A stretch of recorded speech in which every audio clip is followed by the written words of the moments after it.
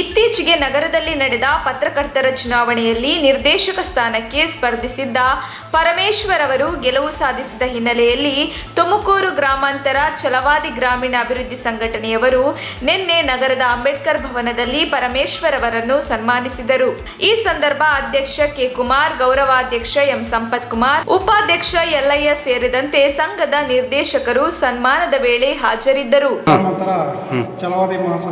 ತುಮಕೂರು ಗ್ರಾಮಾಂತರ ಛಲವಾದಿ ಗ್ರಾಮೀಣ ಅಭಿವೃದ್ಧಿ ಸಂಘದ ವತಿಯಿಂದ ನಮ್ಮ ಸಮುದಾಯದ ಜಿಲ್ಲಾ ಪತ್ರಕರ್ತರ ಸಂಘದ ನಿರ್ದೇಶಕರಾದಂಥ ಎಚ್. ಎಸ್.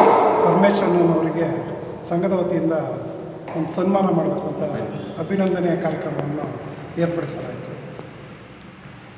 ಅಂಬೇಡ್ಕರ್ ಭವನ, MG ರೋಡು, ತುಮಕೂರಲ್ಲಿ ಸಂಘದ ಎಲ್ಲ ನಿರ್ದೇಶಕರು ಸೇರಿ ಒಂದು ಅಭಿನಂದನೆ ಕಾರ್ಯಕ್ರಮವನ್ನು ಏರ್ಪಡಿಸಿದರು. ಕುಮಾರ್ ಕೆ ಸಂಘದ ಅಧ್ಯಕ್ಷರು.